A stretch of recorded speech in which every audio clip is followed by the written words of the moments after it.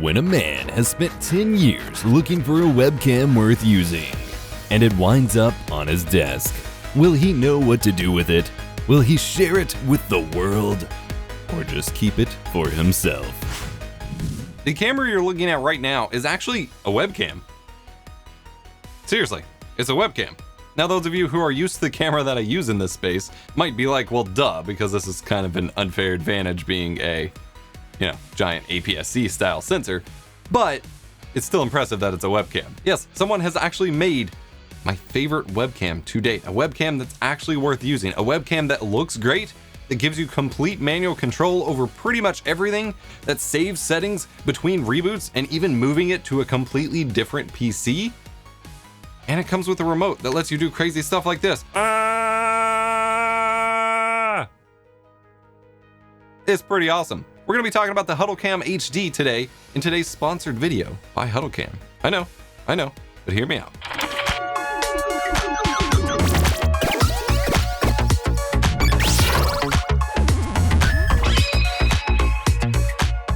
As mentioned, this video is sponsored by HuddleCam. This is a PTZ camera company, pan tilt zoom. They make a lot of conference cams and event cameras and things like that. But they reached out to me. They were actually apparently a patron on my Patreon page, and they reached out to me and were like, hey, you keep looking at all these webcams asking for the right one. We think we have it, and we'd like to send it to you. And I was like, And they're like, we want to sponsor a video. We want you to take a look at it. I was like, let me test it first. And I was like, okay, actually, hold up. This is pretty cool. So this is essentially a giant-sized C920 or Logitech Brio camera, but it contains a lot of really cool stuff built in. First and foremost, it is a USB 3.0 webcam that can do 4K 30 or 1080p. Admittedly, you may notice a little bit of choppiness. I have so much in terms of capture cards and things like that plugged into my USB bus on my streaming rig here that the 4K mode, I struggle to keep a consistently fluid frame rate, but I can 99.9% guarantee and even see in action when it's my computer causing this issue. And most of the time it's perfectly smooth, but you may have noticed I did a 6 streaming tools for streamers or whatever video where it was a little choppy at the intro, and that's a bandwidth thing that I'm facing and not related to the camera. But this one has USB 3.0 output for both power and data, but it also has a secondary HDMI output in case you need to run it to an HDMI monitor or capture source as well. So it's a UVC plug-and-play webcam, but with the full control and capabilities of a PTZ camera. Well, full control and capabilities within the sense that it's still a static camera, so you have some degree of like pan tilt zoom, but it can't physically like move, of course, to tilt, so there's that aspect. It is plug and play, as I mentioned. It will work with Zoom, Skype, Discord, OBS Studio as I'm using here, the Windows 10 camera app, all of that. They do have a dedicated app that you can download and integrate as a browser dock within OBS to then control your presets for zooming and things like that. So I can just sit here and tap a button and basically recreate what I'm doing with the remote to zoom in and out without needing the remote, which is pretty cool as well. Wah! The remote is really handy though. Like if you want full control over your camera, you have different presets that you can customize for your zoom ranges and things like that. You can control up to 4 cameras at once. You can completely control the actual camera image settings, which we'll dive into in a moment. And then you have zoom controls, both a slower version and a faster version. So I can sit here and go, whee, and then like move it up, or I can just do really fast and come back out. And actually, there is a streamer whose name I'm going to completely mispronounce, but that I've been talking with, and you all have sent me when I'm asking for creative camera setups, called Crash Kodik, I believe is how you say it, or Kodik, who has these crazy setups where he'll suddenly jump in and have like a super up close field of view, and then he'll jump back out to a farther away one and blah, blah, blah. And he's doing that with PTZ cameras. They unlock a lot of creative control. But if you don't want any of this, it's also a very freaking reliable webcam. Like I said, the settings persist past reboot, and even when I moved it upstairs to a completely different computer, all of the manual settings stayed intact with the camera. And that's one of the biggest hurdles that streamers run into with a lot of the webcams these days, is you have to either use Logitech G Hub or something like that to apply a preset of your settings every time, and you don't even get full manual control, or it just doesn't persist past reboot. Now, you can control everything through the normal UVC controls in OBS Studio. So actually, if I open up my desktop capture here, And then I go ahead and go to properties for my camera and then configure video. And I have begged and pleaded for the OBS devs to include these controls as a dock in OBS Studio, and I think they're going to work on it. But here you have brightness, contrast, saturation, all of this control fully manual that, like I said, stay past reboot and between PCs and blah, blah, blah. But I can completely tweak exposure on the fly or use auto exposure. I'm using -5 here. Now, I am kind of at the limits of the exposure gain that this camera can provide. I do have a lower key light setup here than in my normal downstairs setup, and that is because I'm using a lens with the super wide aperture, and so I don't actually need it in this setup. But with brighter light, you'd be able to turn down that exposure a little bit more. Then you have full gain control to like kind of further tweak from there. You can see I'm getting a hot spot, so I want it about there. That's about even exposure for my face. Hit apply. And then we can mess with brightness and kind of bring it up from there to match what I think the image should look like. That's a little dark. That's about-ish where I want it to be. And then we can mess with contrast, get some punchiness going. We don't want it too low. 9 is about the sweet spot that I found. What is interesting though, and this was a frustration that I was initially running into in the actual PTZ menu controls, which I'll show you in a moment, is if we mess with gamma, this isn't like a linear scale of gamma, but rather it operates through the different presets of gamma levels that is available in the remote menu. So if I, for example, if I move it one chunk, like you can see here, we're just like going through different presets. It's not just changing it linearly, it's completely changing the image.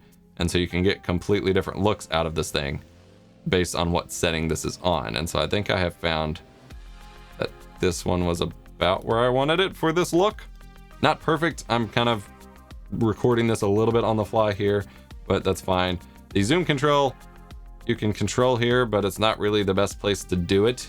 And then you have pan and tilt control as well. The focus control is completely grayed out. You got to use the remote for that. But like I said, you can completely use UVC controls if you don't want to mess with the remote at all. But if you do, then we can pull up the menu, and this will show on the capture here so you can see what we're messing with. We have options for exposure, color, image, noise reduction, blah, blah, blah. If I go to exposure here, if we want to fine tune, you have different modes. So I'm on shutter priority, which I wanted to use to kind of maintain the smoothest shutter speed, because this is something that webcams do not give you. This is one of the main controls that I've been requesting out of webcams, is a manual shutter speed control. Because what webcams do when they decide that you don't have enough light is they tweak the shutter speed, which is why it gets really choppy or really ghosty depending on your exposure. You don't get manual control over this. This camera immediately gives it to you. It does have different modes. So this is shutter priority. This is bright mode. So I can just change the different brightness levels here. So I can change, but I lose kind of some of my manual shutter speed control, but I can turn up the gain and brightness. You can see here I'm getting a little hot. This might actually be a brighter and smoother image than I had before because I wasn't messing with these settings before. You get anti-flicker controls. What other modes do we have here before we go too far? We got full auto, so I can just leave it fully on automatic. And actually this looks fairly fine as well. You will get, depending on how dark you are, you're gonna get some of those typical like compression artifacting. I am at 4K here. This is running an MJPEG at 4K, so the compression isn't great, but you do have other modes in lower resolutions. We'll talk about that in a moment. So that's full auto, and then back to shutter priority, which I'm gonna leave it on for the moment. Again, manual shutter speed, hell yeah. We get color settings. So we get white balance mode, variable, auto. Auto actually makes me look almost exactly how I should be. I'm a little paler and bluer here than I normally am. There, I'm super blue, but it's trying to compensate for the big red light source back there. And actually outdoor, it's a little green. And obviously you can customize a lot of these here. You get one push, so you set it initially for auto and then it stays that way. And then you get manual, where you can manually customize the red, green, or red and blue gain, and then the saturation and hue settings. Or I can go to variable here, and I can tweak the specific white color balance to 5600K, which my light is supposed to be, which theoretically should match it, but doesn't always, because color accuracy. Then you have image settings, and here you have luminance, contrast, sharpness. You can actually crank up the sharpness, which of course will make things look a little unnatural and bring out some of the noise, but if sharpness is a priority for like documents or something, you can do that. Otherwise, turn it down a little bit. You don't want super sharp video. Gamma, there's style, which honestly, I'm not 100% sure what this does. This seems to just apply. Oh, these are just presets of the image settings. So this is clarity. So it's low contrast, but try to see all the details. Get bright, which brightens it up, but it's super punchy. Get PC mode.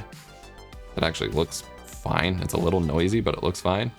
Clarity LED, face mode. Doesn't look terrible. Obviously, I'm going to mess these up as I go because I'm just showing all the different options. Then you do have noise reduction. 2D and 3D noise reduction, so you just have different settings for that. If I crank it up, you're going to start seeing my face probably get a little kind of ghosty here. It doesn't look like I can change my zoom while we are in this menu. That is fine. And then 2D noise reduction, I'm going to leave that on auto. That should clean up the image a little bit. And honestly, this kind of noise reduction, although it may cause undesired effects if you crank it up too high, of course, as with any noise reduction, it will help with your video compression as well. The less noise that you have, the easier it is to compress. But obviously this is like super cranked up. I'm going to turn this down a little bit. I had it on 3, I think, before. We're going to turn this back to close.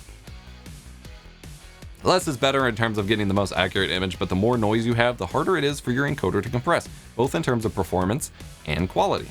Then you have a general setting menu, which has language, whether or not you have the PTZ controls, a limit on zoom, because you don't want to go too far.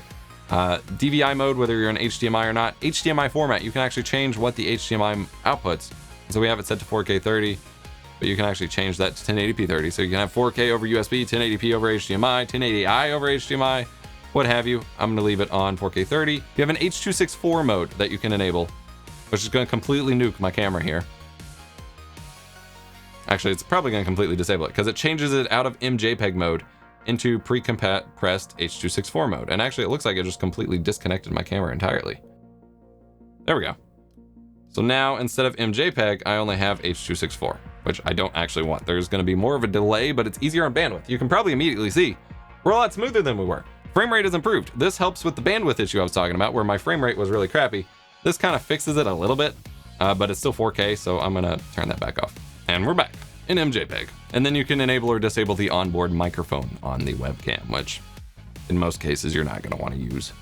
Then you have an information menu that just shows firmware and stuff like that. And then you can restore all your defaults if you need to set it back up. As I mentioned before, I have run into on my specific computer setup, which is surprising, but I've run into it with a couple capture cards now.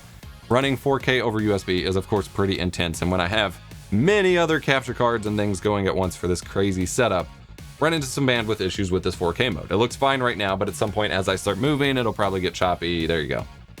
Really inconsistent, super weird. That's not this camera.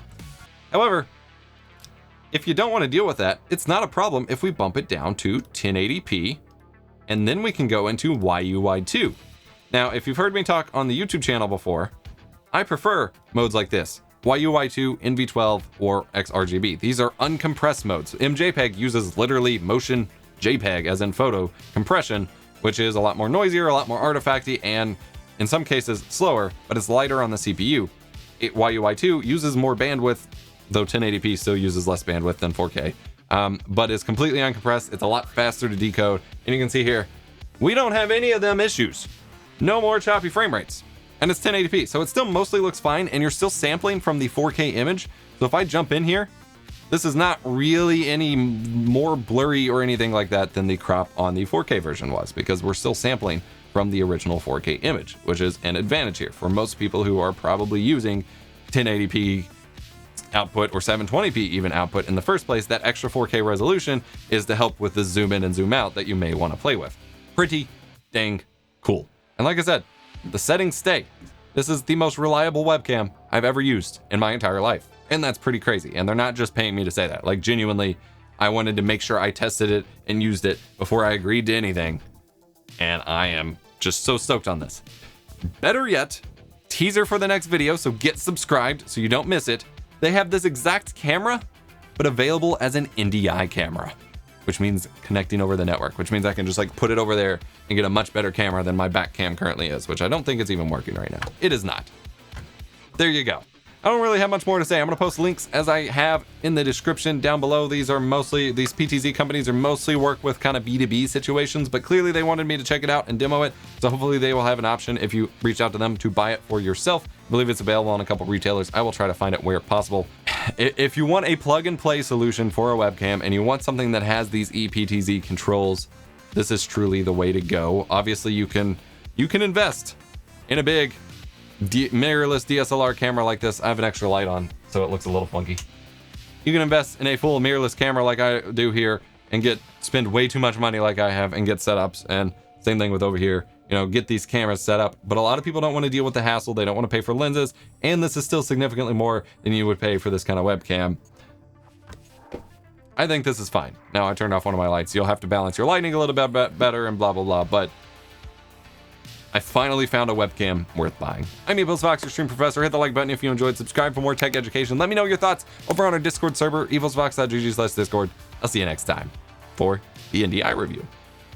Shout out to HuddleCam for sponsoring this video.